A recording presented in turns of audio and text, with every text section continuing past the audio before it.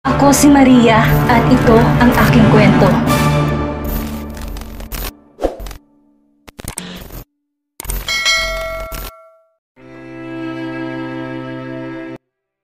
Mara's POV. Isang magandang umagang bumungad sa akin. Ngayon ang araw ng kasal namin ni Cairo. Civil wedding to dahil napagkasundoan naman namin na after ko manganak magpakasal kaming dalawa ulit sa simbahan. Good morning anak ko. Nakangating bati sa akin ni Mommy. Good morning Mommy. I am so happy for the both of you. Sabi niya sa akin habang hinahaplos ang buhok ko. San po si Cairo? Kasama niyang daddy mo. Sagot niya sa akin. I am so happy right now, Mom. Ganito ba talagang feeling kapag ikakasal ka na sa lalaking mahal mo?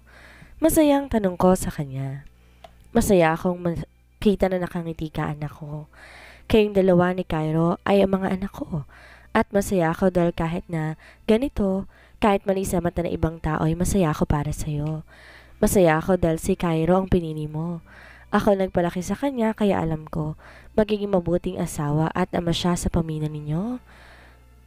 Madaling maghugas pero hindi nila po pwedeng husgahan ang puso na nagmamahal. We're lucky to have a mother like you, Mom. I hope na maging katulad mo ko. Isa kang mabuting mommy sa amin na kahit minsan nagkamali kami pero pinipili mo pa rin kami ng paulit-ulit. Tatanggapin ko ang panguhusga nila sa amin dahil mas mahalaga sa amin na maging masaya kami. I am fully aware na hindi ito magiging madali, Mom, pero kaya ko. Hanggat mahal ako na magiging asawa ko. Nakangiting sabi ko sa kanya. The breakfast is ready. Kumain na muna tayo. Gusto kong kasabay kumain ng anak ko bago siya ikasal. Nakangiting sabi sa akin ni Mommy. Lumabas kaming dalawa. Nandito rin ang mga kapatid ko at sabay-sabay kaming kumain. Masaya ako na sila ang naging pamilya ko. Ako ang pinakaswerte sa lahat dahil may pamilya ako katulad nila. Nagtatawanan at nagkukwentuhan kami dito sa hapag. Pagkatapos namin kumain, naligo na ako. May dumating din nag-glam team at inayusan nila ako. Kung tutuusin, kaya ko namang bihisan ng sarili ko pero talagang handa agad sila Mommy. Mom, okay na ako sa simple dress lang. Di naman kailangan na ganito kagandang isuot ko. Sabi ko sa kanya. Anak, minsan lang to sa buhay mo at baka nakakalimutan mo kung ano ang mommy mo. Natatawang sabi niya sa akin. Inayaan ko na lang si Mommy. Ang ganda kasi ng gown ko eh. Sobrang ganda niya. Di ko inaasahan na magsusot ako ng ganitong wedding gown. Ang nasa isipan ko kagabi, simple lang pero masyado namang naghanda mga magulang ko. At sobrang thankful ako dahil sa isang designer ang mommy ko. Ang ganda-ganda mo ate. Nakangiti na sabi ng kapatid kong bunso. Thank you bunso. Niyakap nila ako at di ko na napigilan pa ang luha ko. Umiyak na talaga ako. Masaya ako at malungkot pero dahil special day ko to, mas pipiliin kong maging masaya. Ang sabi nila sa akin sa hotel ni Tito Alejandro ang magiging kasal namin, kaya papunta na kami doon ngayon. Pakiramdam ko'y tunay na kasal ito at hindi lang basta civil wedding. Sakay ng bridal car kabado ko. Masaya, excited, at sobrang bilis ng tibok ng puso ko. We're here! Nakangiting sabi ng kapatid ko. Kinakabahan ako. Sabi ko sa kanya. Relax ate, inhale, exhale. Sabi niya sa akin na ginawa ko naman. Ready? Nakangiti na tanong niya sa akin. Ready? Nakangiti ring sagot ko sa kanya at lumabas na kami sa kotse. Sinalubong ako ni Daddy na may ngiti sa labi. Hinalikan ko siya sa pisngi at nagpasalamat ako sa kanya. Nakakapit ako sa braso niya habang papunta kami sa may event hall dito sa hotel ni Tito. Nang makarating kami sa may entrance pero iniwan nila ako mag-isa. Nakatayo ako ngayon habang may hawak akong bulaklak. Unti-unti bumukas ang pinto at bumungad sa akin ang isang napakagandang wedding hall. Hindi pala talaga to basta civil wedding dahil nakita ko ang pari sa unahan.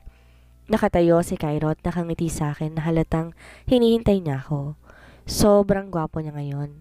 Di ako makapaniwala na nagawa niya to. Kagabi lang siya nag-propose sa akin at pinag-uusapan pa namin na magpakasal ngayong araw sa kaibigan na judge ni Daddy. Nagsimula na akong maglakad papunta sa kanya. Narito ang pamilya ko, kumpleto kaming lahat. Ganon din ang malalapit na kaibigan ng mga magulang ko. Nakangiti sila sa akin without judgment. I cannot hold my tears kasi napaiyak na talaga ako habang naglalakad ako palapit kay Cairo. Ang ngiti niya ang palaging nagiging dahilan, kaya ako lumalaban. Ang palaging nagpapaalala sa akin na may nagmamahal sa akin. Si Cairo ang lalaking inilaban ako para makarating kami dito. Isinuko niyang lahat para sa akin, para lang makasama ako. At ngayong araw na to, tuluyan na kaming pag-iisahin ng pagmamahal. I love you. Salubong niya sa akin. You lied to me. Ang sabi mo civil wedding lang. Sabi ko sa kanya. I want to make this day special. Di ko naman hahayaan na makasal sa'yo in civil. Nakangiting sabi niya sa akin. I love you so much, Cairo. Umiiyak na saad ko. Shh, don't cry. Sabi niya sa akin. Masaya lang ako, baby. Me too. I am the luckiest man ever. Nakangiting sabi niya sa akin. Pakasal na tayo? Sabi ko sa kanya. Opo, baby ko. Sabi niya sa akin at inalalayan niya ako. Nagsimula na ang seremonya ng kasal naming dalawa at nakaupo kaming dalawa habang nakikinig kay Father. Mabuti na lang di pa ganon kalaki yung tiyan ko, kaya't perfect pa rin para sa picture taking mamaya. Dahil sa akala ko'y civil ang kasal namin, hindi ako handa sa wedding vows namin, pero alam kong kahit papaano matatapos ko rin to. Cairo, this is unexpected. Hindi natin to parehong inaasahan. Lumaki tayo magkapatid kahit pa alam ko na hindi kita tunay na kadugo. Minahal kita bilang kuya ko, pero ang pagmamahal ko, lumago hanggang sa hindi ko namalayan. Minahal kita bilang isang lalaki. Thank you so much for all your sacrifices. Handa mong isukong lahat para lang sa akin at doon, mas lalo kitang minahal. At mamahalin pa kita ngayon at habang buhay. I love you so much, Cairo Paul Melendez. Umiiyak na sabi ko sa kanya. Baby, alam ko mali. Alam ko noon pa lang na mahal na kita. Nilabanan ko kasi alam kong kapatid ang turing mo sa akin. Pero hindi ko pala kaya kasi mas nangingibabang pagmamahal ko sa'yo. Hindi bilang isang kapatid. Noon, natakot ako kila mom and dad kasi alam ko na magagalit sila sa akin. Nalalabas na wala akong utang na loob. Pero mas malaki ang pagmamahal ko sa'yo. I made mistakes at pinagsisisihan ko yon dahil sumuko ko ng mga panahon na yon. But now, kahit ano pang mangyari, ilalaban kita. Handa akong gawin ang kahit anumang makasama lang kita. Mahirapan man ako, pagtawanan man tayo ng iba. Hindi magbabagong pagmamahal ko sa'yo. You are my greatest love, Mara, and I will love you forever. Mahal na mahal kita, Amara Rose Velasco. Pareho kaming umiyak. I love this man so much na kaya ko rin gawin lahat para sa kanya. I love you. Sabay na sabat naming dalawa. He wiped my tears at ganon din ako sa kanya. You may now kiss your bride, sabi ni Father. Tinaas niya ang suot kong veil at dahan-dahan, naglapat ang labi naming dalawa. Pinagsaluhan namin ng isang mainit at puno ng pagmamahal na halik. Ang halik na habang buhay kong maaalala. Akin ka na ngayon, Mrs. Amara Rose Velasco Melendez. Nakangiting sabi niya sa akin. Masayang lahat, lalo na kaming dalawa ni Cairo. Para pa rin akong nasa isang panaginip. Para kasi hindi totoo. Narito ako sa bulwagan na ubod ng ganda. Katabi ko ang lalaking mahal ko. Minsan natatakot ako eh. Natatakot na baka isang araw, magising ako na isang panaginip lang palang lahat ng to. I am so happy right now, sabi sa akin ni Cairo. Me too, baby. It feels so unreal, sabi ko sa kanya. I love you so much, baby. Inalikan niya ako sa labi na agad ko namang tinugon. Mamayang gabi, babiyahe kami papunta sa isla. Doon namin pinili na mag-honeymoon. Sa ngayon, makikisaya muna kami kasama ng pamilya namin. Buong araw namin silang kasama dito at masasabi ko na talagang sinulit namin ang araw na to. Bandang 4:00 ng hapon, umuwi muna kami sa kondo namin para kunin ang mga gamit na kailangan namin. At bago kami umalis, tiningnan muna ako ni Tita Mireya. Okay naman daw at safe naman sa akin bumiyahe. Yate ang sasakay namin dalawa at si Cairo mismo ang magmamaneho. Are you ready? Tanong sa akin ng asawa ko. Opo, super ready na po ako. Nakangiting sagot ko sa kanya. Inalalayan niya akong sumakay. Habang nasa biyahe kami, nakayakap ako sa kanya. This is very romantic for me. Sabay kasi naming pinagmamasdan ng paglubog ng araw. At ang ganda nitong pagmasdan, lalo na't si Cairo kasama ko. He is hot, habang topless na nagmamaneho ng yate. Gusto ko na ikaw ang kasama ko. Sa bawat paglubog at sa bawat pagsikat ng araw, baby. Sabi niya sa akin. Me too. Ikaw lang ngayon at habang buhay, mahal ko. Sabi ko sa kanya. I am the happiest man right now dahil naging kabiyak kita. You are my wife now? Inalis ko ang pagkakayakap ko sa kanya at umarap na ako mismo sa kanya at inabot ko ang labi niya. Sa una, banayad lang hanggang sa naging mapusok na ang bawat halik namin sa isa't isa. Tumigil ang yate at narito kami ngayon sa gitna ng karagatan. I want you now, baby. Sabi niya sa pagitan ng halikan namin. I love you. Malambing na sabi ko at ako na mismong humalik sa kanya. Naramdaman kong binuhat niya ako. Delicious as always. Nakangiting sabi niya sa akin. It makes me blush. Kasi naman umiinit ang mukha ko sa tuwing pinupuri niya ako. I love you, baby. Sabi ko sa kanya. I love you too, baby.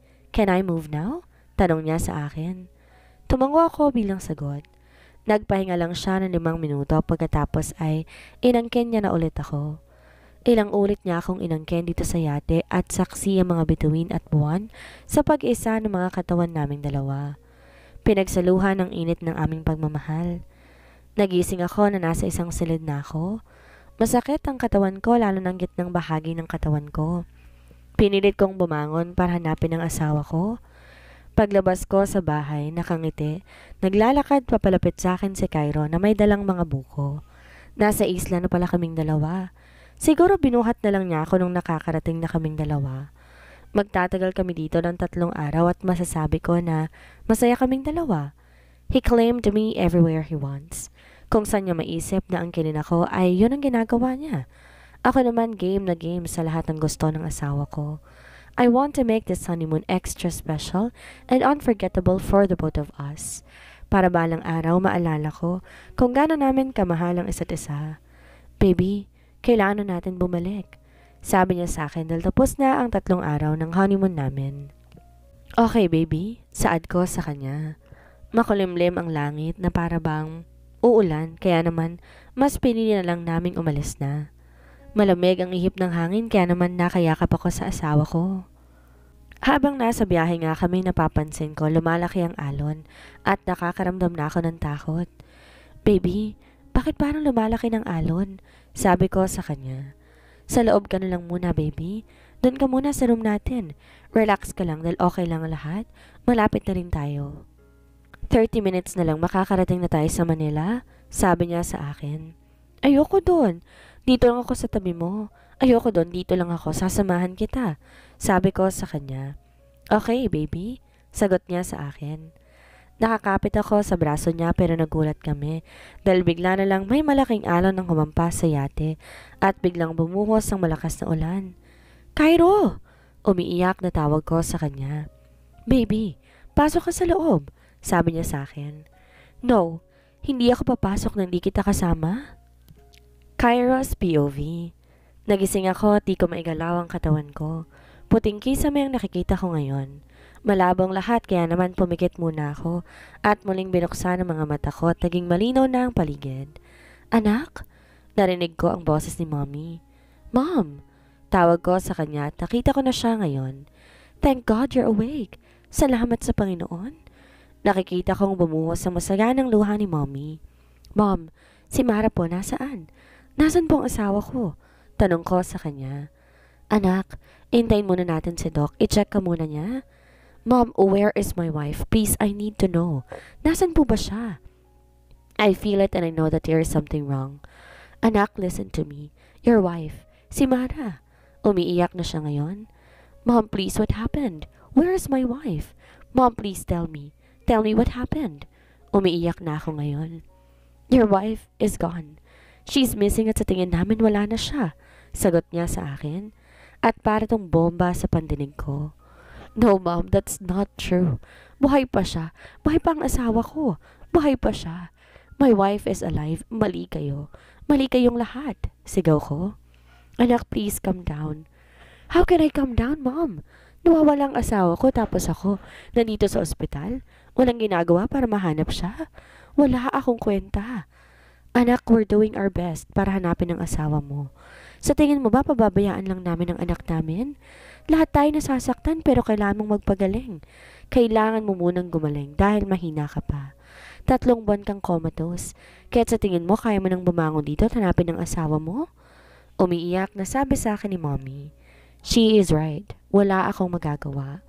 Lalo na ngayon nakaratay ako dito sa ospital at kagigising lang mula sa mahabang pagkakatulog. Ni hindi ko nga kayang bumangon. Hindi ko kayang igalaw ang katawan ko. Nakakapagsalita ako pero mahinang katawan ko. I'm sorry anak, alam ko na nabigla ka. Alam ko na masakit to para sa'yo at alam ko rin na ayaw mo ng ganito. Nakikiusap ako sa'yo, magpalakas ka at magpagaling. Kahit pamalit lang ang chance na mahanap natin siya, hindi tayo titigil. Hindi tayo titigil sa paghanap sa kanya. Umiiyak na sabi niya sa akin. Di ko alam kung ano ba ang sasabihin ko.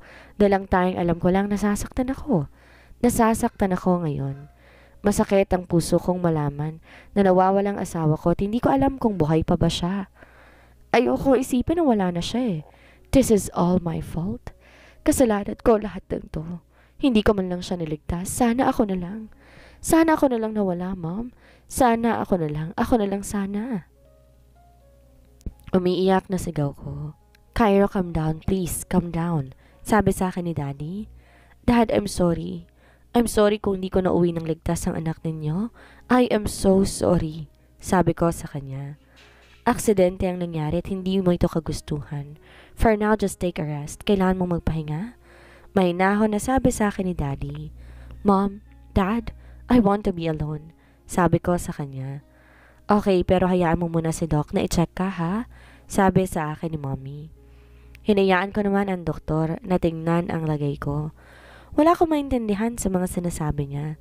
Silang dalawa ni Mommy ang nag-uusap hanggang sa may tinok sila sa akin at naging madilim na ang buong paligid. Sofia, masakit sa akin na sabihin kay Cairo ang totoo. Ayoko sana dahil sa mabibigla siya lalo na't kagigising lamang niya. Lahat kami nasasaktan sa pagkawala ni Mara. Ginagawa namin ang lahat para makita ang anak ko. Kahit pa natatakot ako na baka wala na siya. Pero bigo kami na mahanap siya. Kawawa naman ang mga anak natin. Bakit ba ito nangyayari, mister ko?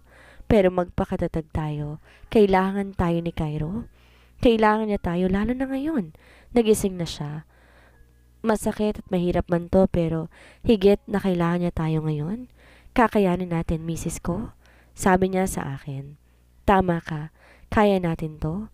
Hanggat walang bangkay ni Mara naniniwala ako na buhay pa siya. Nabuhay pa ang anak natin, mahahanap natin siya at babalik siya. Babalik siya sa atin. Sabi ko sa kanya.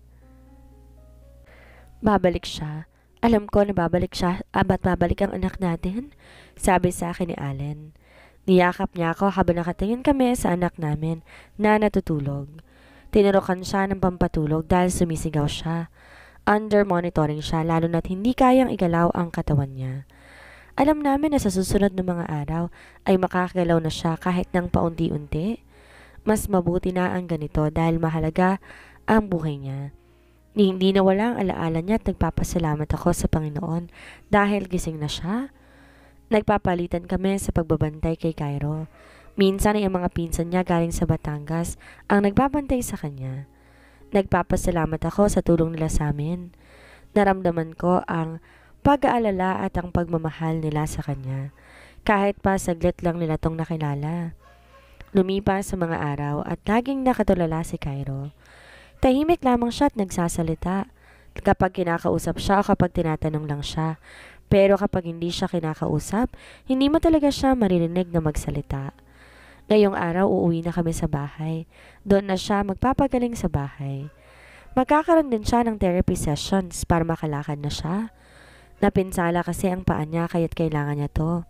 Anak, may gusto ka bang kainin? Tanong ko sa kanya habang nasa biyahe kami pa uwi. Wala po, Mom. I'm okay po. Mas gusto ko pong matulog. Sagot niya sa akin. Okay anak, patulog ka lang. Dahil malayo pang biyahe natin pa uwi. Sabi ko sa kanya. Di na siya nagsalita at pumikit na lamang siya. Mabilis kong pinunasan ng mga luha na pumatak sa mga mata ko. Ayoko sana na makita ko na umiiyak ng anak ko. Gusto ko ipakita sa kanya na malakas kami. Dahil alam ko na kapag nakita niya akong mahina, baka panghinaan din siya ng loob. Mek, nasan ka na ba anak? Bumalik ka na. Bumalik ka na sa amin. Bumalik ka na sa asawa mo. Saad ko sa sarili ko habang nakatingin ako kay Cairo. 5 years later. Cairo's POV. Anak, tuloy na ba ang bakasyon mo? Tanong sa akin ni Mommy. Yes, Mom. Mga 2 linggo lang siguro ako magbabakasyon. Mabuti naman at naisip mo na magbakasyon. Anak, I think we need to accept the fact na wala na talaga si Mikmik. Masaya man, masakit, pero kailangan natin mag-move on. Lalo ka na. 5 taon nang lumilipas at gusto ko na maging masaya ka. Umiiyak na sabi ni Mommy. Mom, mahal na mahal ko ang asawa ko. Mahirap mang tanggapin pero kahit ilang taon pang dumaan, hihintayin ko siya. Ano ba na mangyari, hihintayin ko? Nakangiting sabi ko kay Mommy Sofia. Gusto namin na maging masaya ka. Ayaw namin ikulong mo ang sarili mo sa nakaraan. Okay lang po ako. Huwag po kayong mag-alala. Kaya ko po to. Assurance ko sa kanya. Alam ko, anak. Alam ko. Mag-iingat ka sa pupuntahan mo. Tawagan mo kami kapag nakarating ka na doon ng maayos. Opo, Mom. Tatawag po ako sa inyo. Niyakap ko siya habang umiiyak siya. Sa loob ng 5 taon, ang pamilya ko ang karamay ko. Sila ang gumagawa at kaagapay ko sa lahat. Masakit. Masakit na mawala ang babaeng pinakamamahal ko. Ang mag-ina ko. Siguro kung narito siya ngayon, masaya kami, kasama ng mga anak namin. Silang 2 ang buhay ko pero wala akong nagawa para iligtas sila. At wala akong nagawa para harapin sila. Sa loob ng 5 taon, hindi ako tumigil. Sa bawat pagising ko, umaasa pa rin ako na buhay siya. Nababalik siya at magsasama kaming muli. Walang ibang babae sa buhay ko kundi si Mara lang. At kahit pamula na ako sa mundong to, hindi ko siya papalitan. Nagpaalam na ako sa kanilang pupunta ako sa airport. Bala ko magbakasyon sa malayong isla. Alam ko masasaktan ako sa gagawin kong to pero gusto kong labanan ang takot ko. Naisip ko kasi magtayo ng foundation para sa mga taong malayo sa kabihasnan. Gusto kong simulan ng charity na to sa pagbibigay ng mga gamit sa mga taga-isla. Alam ko kasi mahirap para sa kanila ang tumawid para sa pangangailangan ng mga bata. May mga makakasama ako sa biyaheng to. Kahit pa sinabi kong bakasyon, trabaho pa rin to, sir. Okay na po ang lahat ng mga kailangan natin. Saad pa sa akin ang sekretary ko na si Tessie. Okay, salamat. Dadaanan lang kita dyan para sabay na tayong pumunta sa airport. Sige po, salamat. Nagmaneho ako papunta sa apartment niya. Hinintay ko lang siya dito sa labas. 3 taon na siyang nagtatrabaho sa akin at wala naman akong nagiging problema. Single mom siya at may isang anak at baka kasama namin to. Nakiusap siya sa akin na kung pwede ba siyang isama ang bata at pumayag naman ako dahil alam ko na matatagalan din kami doon. Hello po, Papa. Nakangiting tawag sa akin ng anak niya. Hello, buddy. Excited ka na ba? Nakangiting tanong ko. Opo. Salamat po dahil pumayag kayo na sumama ako. Oo naman. Hindi ka namin iiwan ng mommy mo doon. Matagal kaming mawawala at alam ko, mamimiss mo siya. Malambing na sabi ko pa. Papa ang tawag niya sa akin. Hinayaan ko lang dahil malambing naman siyang bata at mabait din. Bumiyahe na kami papuntang airport. Naghintay lang kami ng ilang oras bago tuloy ang lumipad ang eroplano na sasakyan namin. Halos 3 oras nga ang flight namin. Malayo pero alam ko magiging worth it ito. Ginabi na kami kaya naghanap na muna kami ng matutuluyan namin. Malinis at maayos naman to. Dito ako sa sala at hinayaan ko na ang mag-ina sa silid. Ang iba naming kasama ay kasama ko rin dito sa sala. Sir, okay lang po ba kayo dito? Bakit po kaya hindi kayo makatulog dito? Malawak po ang kama nila at pwede po kayo magtabi ni Raven. Sabi sa akin ni Tessie. I'm fine. Sige na, tabihan mo ang anak mo. Matutulog na ako dahil inaantok na rin ako. Sabi ko sa kanya. Okay po, sabi niya at pumasok ulit sa loob ng silid. Ako naman umayos na dito sa kawayan upuan at dito na ako humiga para matulog. Kinabukasan pagkatapos namin mag-almusal, nag-abang na kami ng masasakyan papunta ng isla. Buong biyahe namin, tahimik lamang akong nakatingin sa dagat. Bumalik sa alaala kong araw na nawala sa akin ang asawa ko. Papa, Okay ka lang po ba? Tanong sa akin ng anak ni Tessie. Okay lang ako, sagot ko sa kanya. Nang makarating kami sa isla ay marami nang sumalubong sa amin. May bahay rin silang inialok sa amin. Masaya ako dahil mabait ang mga tao dito. Tinulungan din kami nila na ibaba ang mga dala naming gamit.